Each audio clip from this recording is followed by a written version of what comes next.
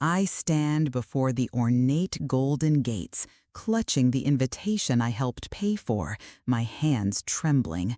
The event planner looks at me with a strained smile and whispers the words that shatter my world. There have been last-minute changes, Mrs. Lucia. Your name isn't on the list anymore. The paper falls from my hands like a dead leaf, and my heart breaks into 1,000 pieces on the cobblestone driveway of the mansion where my only son, Raphael, will celebrate his wedding without the woman who brought him into this world. The icy July wind whips across my face, mingling with the tears I can't hold back. Through the decorative gates, I see the arrangements of white and gold flowers I suggested, the elegantly set tables with the china I helped choose, and the guests arriving in their luxury cars to celebrate a love that, ironically, excludes me completely.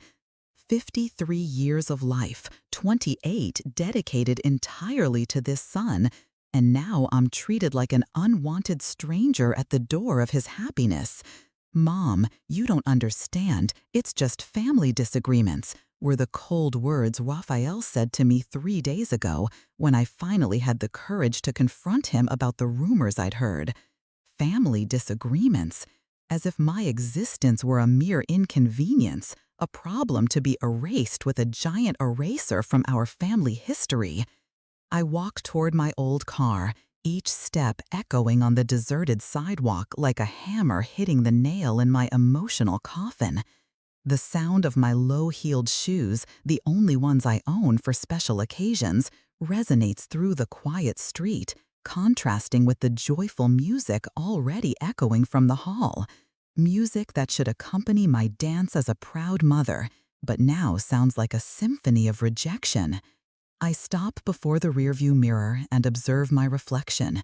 Neatly combed gray hair, a navy blue dress I bought especially for this occasion, discreet makeup applied with the trembling hands of morning anxiety.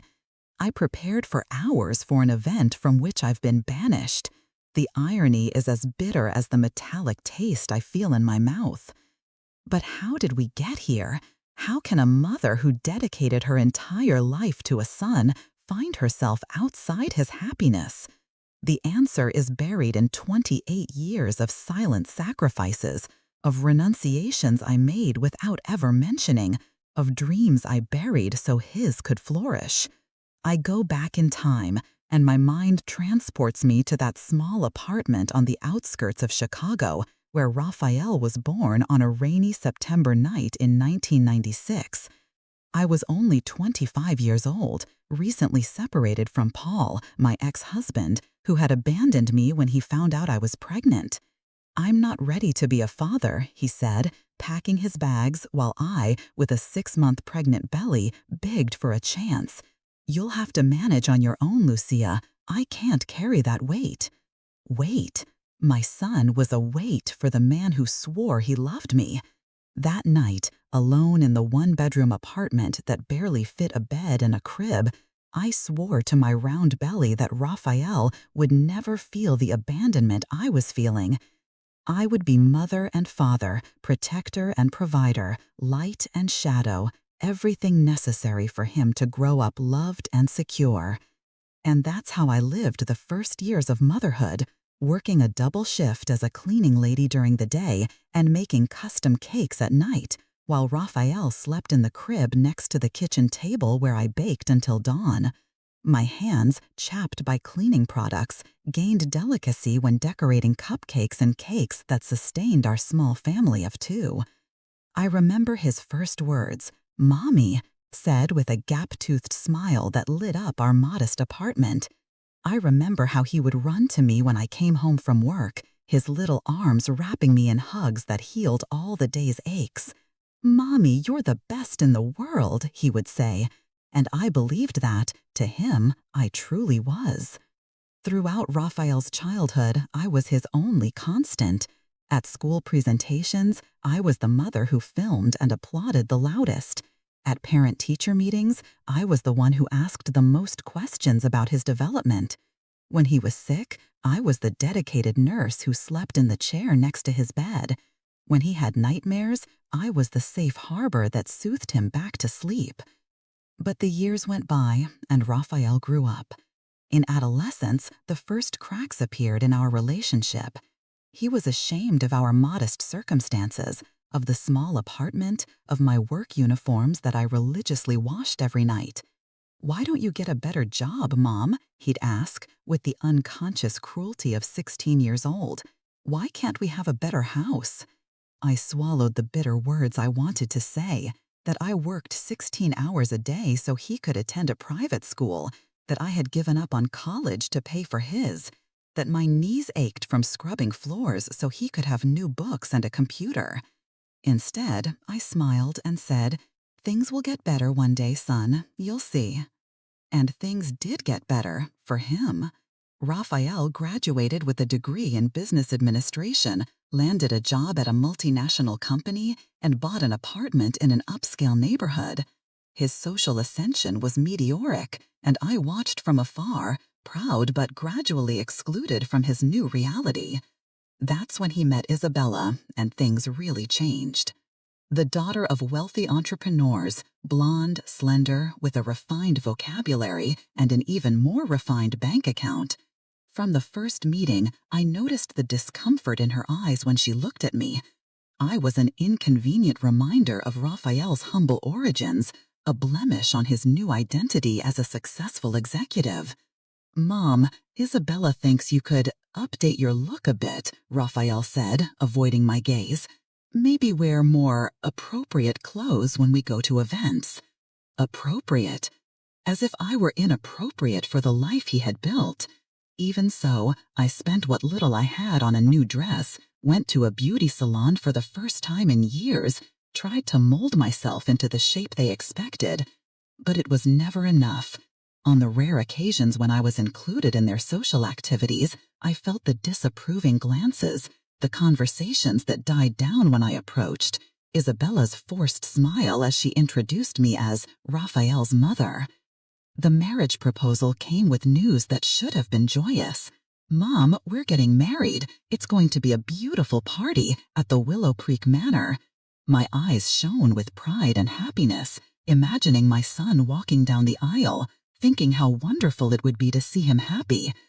"But," he continued, and in that small word lay a universe of rejection, "you need to understand that it will be a more select event. People from her work, important family members. You understand, right?" I didn't understand, but I pretended I did, as I always did. If you're following this story and recognize yourself in the pains of a mother who gave everything for her son, subscribe to our channel, because stories like this of women who found strength in adversity deserve to be heard and shared. The weeks that followed were a blur of preparations in which I participated as a spectator. Isabella commanded everything with the precision of a general, and Raphael accepted her decisions without question. I offered financial help, the few $1,000s I had saved over the years, and it was accepted with a distant, "Thank you, Mom," as if it were a mere contribution from a distant relative. Then came the final blow. 3 days before the wedding, Raphael showed up at my apartment with a look I couldn't decipher at the time, but which I now understand as guilt mixed with cowardice. "Mom, I need to talk to you," he said, sitting on the edge of the couch as if ready to run. "About the wedding. There have been some complications." My heart began to race. What kind of complications? "Isabella's family. They have some reservations about our social difference. And she thinks it would be better if—" He paused, the words catching in his throat. "If you weren't there this time." This time, as if there were going to be a next time for his first wedding. "I don't understand," I murmured, feeling the floor disappear beneath my feet. "It's just family disagreements, Mom. Nothing personal. But you know how complicated these traditional families are. Isabella doesn't want to create an uncomfortable atmosphere." Uncomfortable. My presence in my own son's life was uncomfortable. Raphael, I said, my voice choked. I'm your mother. I carried you in my womb, took care of you when you were sick, worked day and night so you could have a better life. How can you ask me not to be there on the most important day of your life? He couldn't look me in the eyes. It's temporary, Mom. After we get married, things will normalize. You'll see. But I knew they wouldn't. I knew this was just the first of many invitations that wouldn't arrive, the first of many important moments from which I would be excluded. My only question was, what if I go anyway? His answer was a dagger. Please don't do this to me, Mom. Don't ruin my wedding. Ruin? My presence would ruin his happiness? And so I found myself 3 days later, standing before the Golden Gate, holding an invitation that had become trash, being gently ejected from the ceremony I had helped finance. I went home in a state of shock. My apartment, the same as always, modest but clean, seemed smaller and emptier than ever. On the refrigerator, held by refrigerator magnets Raphael had given me on Mother's Day years ago, were photos of the two of us, him as a child in my lap, on his first day of school, at his high school graduation, at college. A visual timeline of unconditional love that apparently meant nothing anymore. I sat at the kitchen table, the same one where I baked cakes while he slept, and for the first time in 28 years, I allowed myself to cry for the woman I had lost along the way. Not just the rejected mother, but the Luzia who existed before becoming a mother, the woman who had her own dreams, who wanted to study literature, who loved to write poetry, who dreamed of opening a bakery. That sleepless night, rummaging through dusty drawers, I found a yellowed note from my mother, written shortly before she died. The words leaped from the paper as if they had been written for this moment. My dearest Luzia, always remember that you are light. Your name was not chosen by chance. Do not allow the ingratitude of those you love to diminish your shine. Life is your stage. The world is your audience. Shine, my daughter. Shine for yourself. Shine for myself. When was the last time I thought of myself as anything other than Raphael's mother? The next morning, I woke up with a clarity I hadn't felt in years. I looked in the mirror and saw not a defeated woman, but a 53-year-old woman with decades of experience, skillful hands, and a heart that, despite the wounds, still beat strong. I had two options: wither in self-pity or use this pain as fuel to be reborn. I chose to be reborn. I started small. I fired up my old mixer and made a chocolate cake, Raphael's favorite as a child, but this time not for him, for me. I ate a whole slice for breakfast, savoring each bite as if it were the first time I'd ever tasted sugar. It was a small rebellion against years of deprivation, years of baking for others, and never allowing myself the pleasure of simply enjoying. Next, I called the only person I knew who understood business. Mariana, Raphael's former coworker who knew me from the days when he still included me in company events.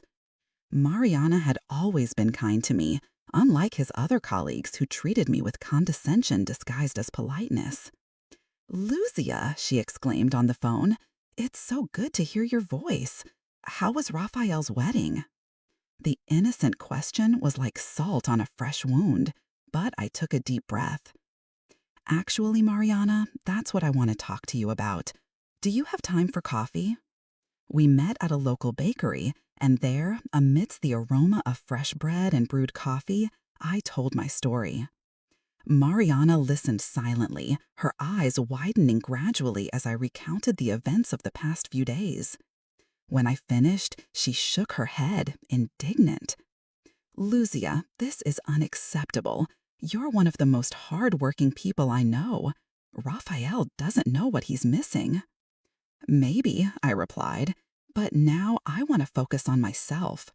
I'm thinking of restarting my bakery, not to survive, but to live. Do you think I'm crazy?"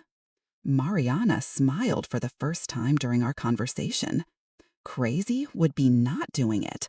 Your desserts have always been the best I've ever tasted. And nowadays, with social media, you can reach far more people than you imagine." Her enthusiasm was contagious.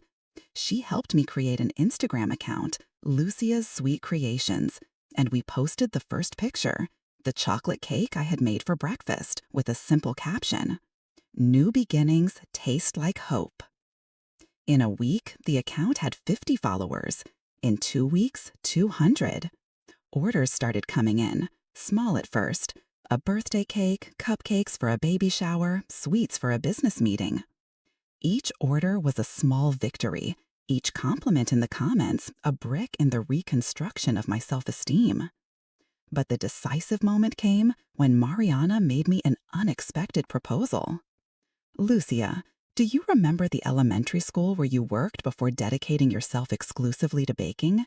They're trying to raise funds to renovate the multi-sports court. How about we organize a charity event? You could provide the desserts, and I'll help with the organization." The idea moved me. After years focused exclusively on Raphael's well-being, the possibility of contributing to the well-being of an entire community filled me with renewed purpose. "Mariana, do you really think I could do it?" "Lucia, you raised a child alone, working 16 hours a day. Organizing a charity event will be a breeze compared to that." And so was born the project that would change not only my life, but the way I saw myself in the world. We decided to hold a community celebration in the schoolyard with artisan dessert booths, live music with local artists, and activities for children. Each cake I would bake would represent an area of investment in the community: education, health, sports, culture. While we were planning the event, an unexpected figure entered the scene: Paul, my ex-husband. 28 years after abandoning me pregnant, he showed up at the bakery where I used to meet Mariana, grayer, thinner, with dark circles under his eyes that betrayed years of regret. "Lucia," he said hesitantly, "I heard about what happened with Raphael. I came to apologize." My first reaction was anger, a visceral anger that had been buried for decades of more urgent priorities. Apologies? Now? After 28 years? "I know I don't have the right to be here," he continued, his hands trembling slightly. "But when I heard that Raphael treated you that way, I recognized myself in him, and I couldn't stay silent." Paul told me how he had spent the last years regretting abandoning our family, how he had followed Raphael's growth from afar through mutual acquaintances, how he had always wanted to return but had never had the courage. Now, working as a freelance graphic designer, he offered to create the visual identity of my bakery and the charity event for free. "I'm not asking for forgiveness," he said. "I'm asking for a chance to help, even if it's too late for everything else." I accepted his help, not out of nostalgia or forgiveness, but out of pragmatism. And I discovered that our collaboration worked differently now, not as ex-spouses trying to rekindle a dead romance, but as two mature people united by a common purpose and by the shared guilt of having raised a son who didn't know how to appreciate the love he received. The event's publicity began to gain momentum. Paul created beautiful posters, Mariana mobilized her networks of contacts, and I worked tirelessly in the kitchen, creating desserts that were true works of art. The Instagram page grew to 1,000 followers, then 2,000. Local newspapers began to report on the initiative. A small family winery offered to sponsor drinks, a home decor store donated floral arrangements, and a local catering company provided sound equipment. That's when something unexpected happened.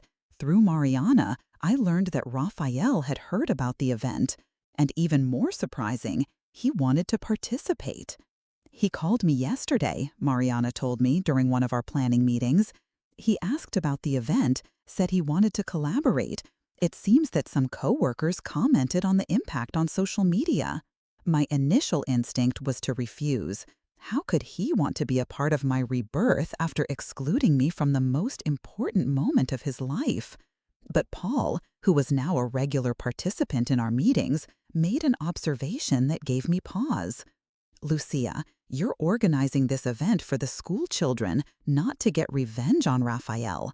If he wants to help, maybe it's an opportunity to show him who you really are. Not the mother he rejected, but the strong woman you've become.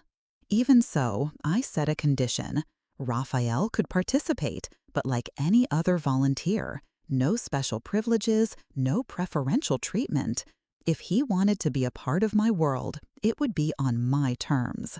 The day of the event arrived like a golden September dawn, exactly 1 month after the wedding I was excluded from. The irony of the date wasn't lost on me. While Raphael celebrated his first month of marriage, I celebrated my first month of rebirth. The school transformed into a sea of colors and smiles. Children ran between the booths, families gathered around tables, young volunteers helped elderly people serve themselves. My dessert table became the center of attention.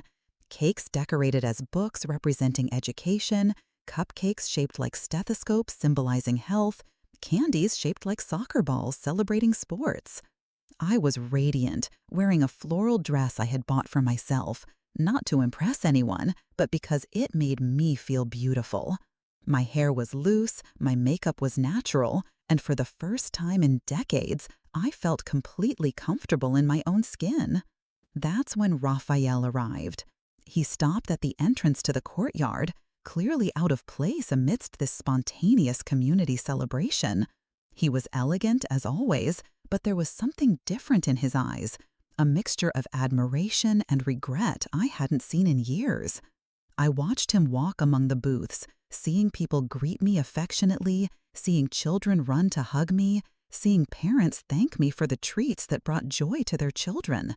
He was seeing for the first time the Lucia that existed beyond the mother he had rejected, the woman who has self-worth, who was loved and respected by an entire community. When our eyes met, I didn't look away. I smiled at him, not the submissive, anxious smile for approval I used to offer, but the confident smile of a woman who had found her place in the world. "Mom," he said as he approached my table, his voice laden with an emotion I couldn't identify. "This is incredible." "Thank you," I replied, simply, continuing to serve a cake to a child waiting in line. "I didn't know that you were capable of something like this." I stopped what I was doing and looked him directly in the eyes. "Raphael, you never cared to know what I was capable of beyond being your mother." He swallowed hard, clearly uncomfortable with my newfound frankness. "Mom, about the wedding." "This isn't the place or time for that conversation," I interrupted, keeping my voice low but firm. "Today, when I wake up in the morning, it's no longer with the weight of rejection on my chest, but with the lightness of someone who knows exactly who they are.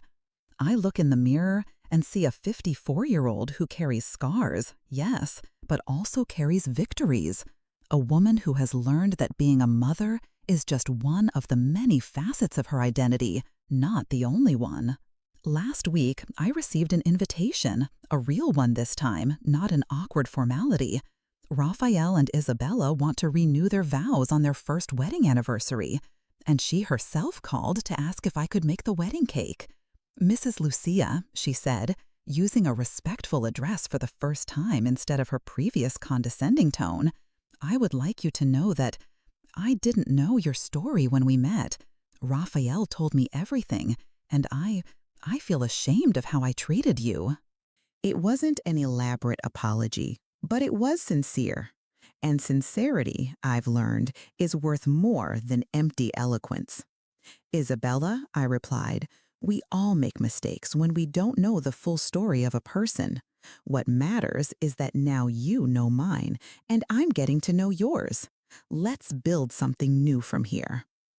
I accepted the commission, not because I needed their approval, but because I wanted to celebrate this new phase in our lives.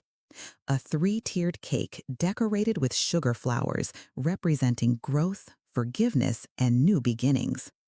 Each layer tells a part of our story. The base, solid and robust, represents the foundations I built on my own. The middle, delicate but resilient, symbolizes the challenges we faced.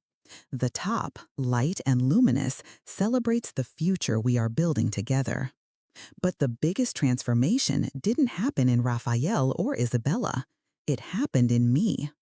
I learned to say no without guilt, to set boundaries without aggression, to love without annihilating myself. I learned that I can be generous without being subservient, strong without being bitter, independent without being lonely. My bakery now employs 3 people from the community, 2 single mothers who, like me once, needed an opportunity to start over, and a talented young baker who teaches me modern techniques while learning from me the secrets of traditional recipes. We're not just coworkers, we're a chosen family, united by a shared passion for transforming simple ingredients into moments of happiness. Paul continues to be my business partner and, to my surprise, has become one of my best friends. A few weeks ago, he said something that deeply touched me. "Lucia, I spent 28 years regretting that I missed the opportunity to truly know you. Now that I finally know the extraordinary woman you always were, I can say that my biggest regret isn't having lost a wife, it's having lost a friend." There's no romance between us, and there doesn't need to be. We've built something rarer and more valuable, a friendship based on mutual respect, genuine forgiveness, and admiration for humanity's capacity to grow and change. The school where we organized our first charity event now has a renovated playground where hundreds of children play every day. But more than that, we created a tradition. Every year, we organize the Lucia's Light Festival, a celebration of humanity's ability to be reborn, to reinvent itself, to find strength in adversity. Entire families participate, stories of overcoming are shared, and there's always someone on stage sharing how they discovered their own inner light. This year, Maria, one of the mothers who works with me at the bakery, took the stage. She talked about leaving an abusive relationship with 3 young children and finding not just a job, but a new identity in baking. "Lucia taught me," she said, her voice choked with emotion, "that no matter how many times life knocks us down, we can always choose to get back up and shine brighter than before." Listening to her words, I remembered the woman I was 2 years ago, dependent on others' approval, diminished by rejection, convinced that her worth was directly tied to the love she received from others. That woman no longer exists. In her place is a woman who knows that the most important love is the love she feels for herself. I won't lie and say there aren't difficult days. There are times when the pain of that initial rejection still whispers in my ears, trying to convince me that I'm not enough. But now I know how to respond to that inner voice with concrete evidence. I'm enough to run a thriving business, enough to inspire other women to start over, enough to create a chosen family based on love and respect, enough to be happy on my own. What's most interesting is that by stopping desperately seeking the approval of others, I started receiving it naturally. Raphael now looks at me with genuine pride. Isabella asks for my advice on professional matters.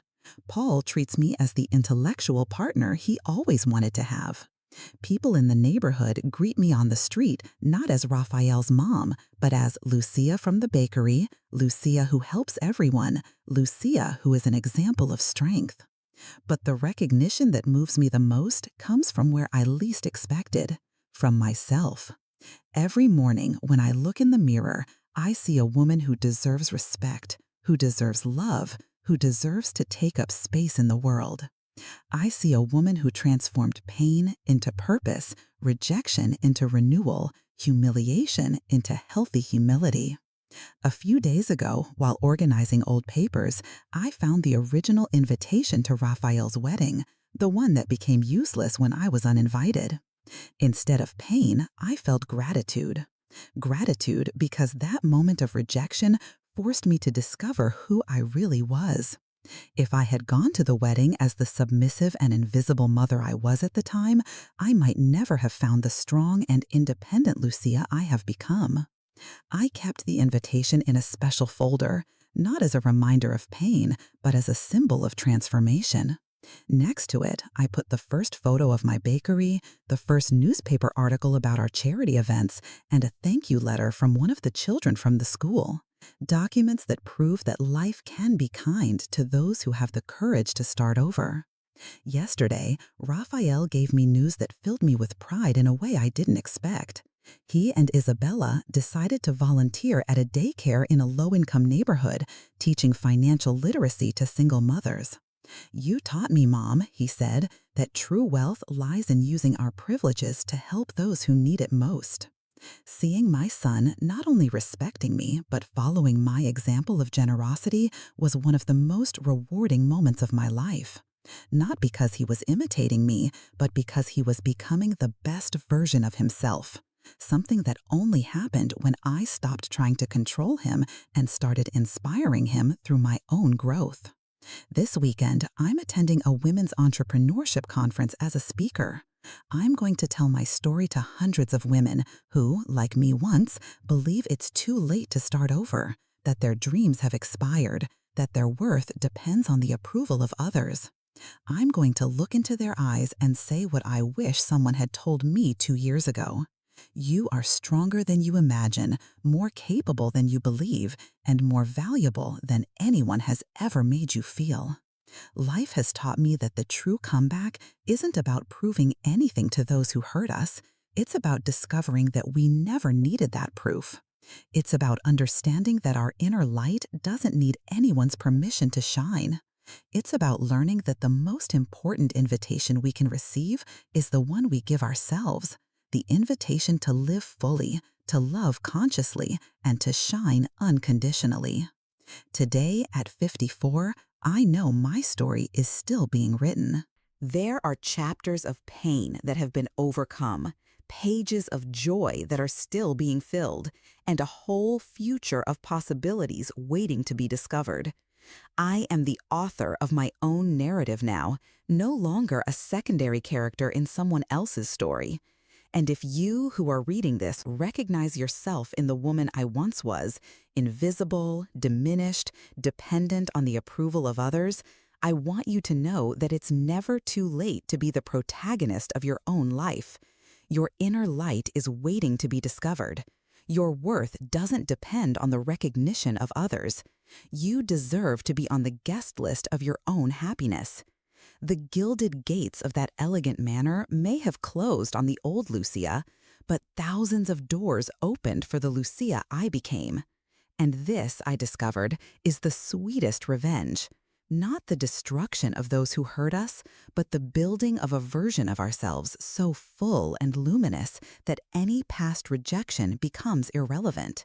My light was reborn from the ashes of humiliation, and now nothing and no one can extinguish it.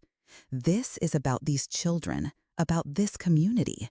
If you came to help, welcome. If you came to apologize, you can wait. For the next few hours, Raphael watched me work. He saw how I interacted with people, how they treated me with respect and affection, how I had become the center of an initiative that was changing lives. He saw Paul working by my side, not as an ex-husband trying to win back an ex-wife, but as a respectful partner in a common mission. He saw Mariana introducing me to important people as the most talented baker in town instead of Raphael's mother. The crucial moment arrived when the school principal called me to the makeshift stage to speak about the event.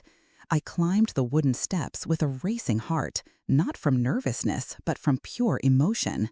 In front of hundreds of people, I held the microphone and began to speak. "A month ago," I said, my voice echoing through the silent courtyard, I was a woman who had lost her identity. I had dedicated myself so much to the dreams of others that I forgot what my own dreams were. My voice grew stronger with each word. But sometimes life forces us to rediscover who we are, and I discovered that I am much more than the roles others expect me to play. The audience was in absolute silence. In the background, I saw Raphael watching me with teary eyes. This event isn't about me, I continued. It's about these children, about this community, about the belief that we can always start over, regardless of our age or circumstances.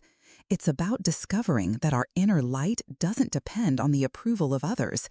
It comes from the certainty that we deserve love, respect, and happiness.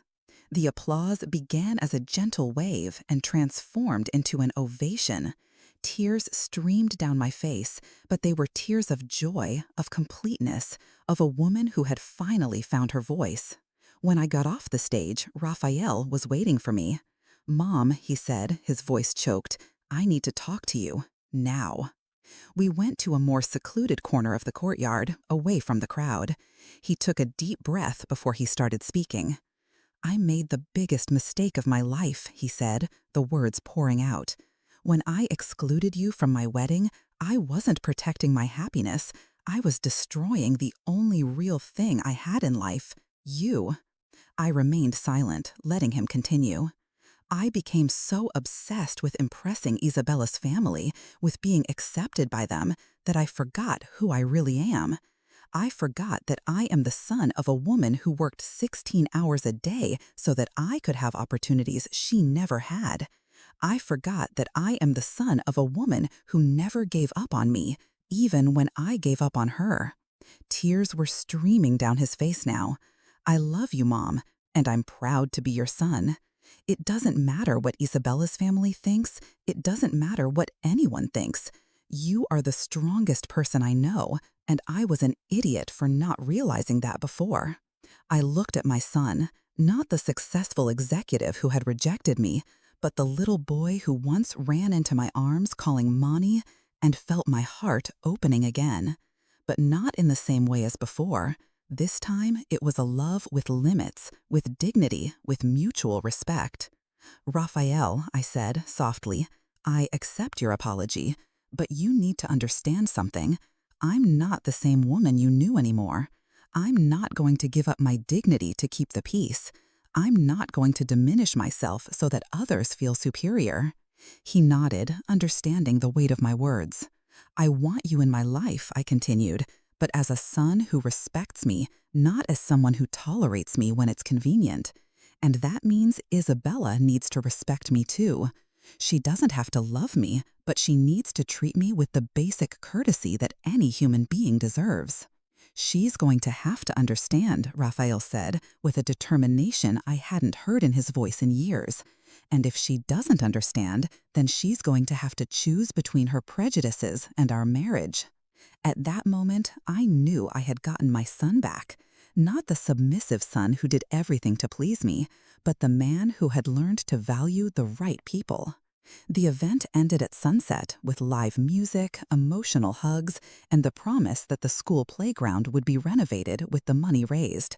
More than that, a seed of hope had been planted in every person present, proof that it's never too late to start over, to reinvent yourself, to discover your own worth. 6 months have passed since that day. My bakery has grown organically and sustainably. I'm not rich, but I am fulfilled. Paul and I have developed a mature and respectful friendship.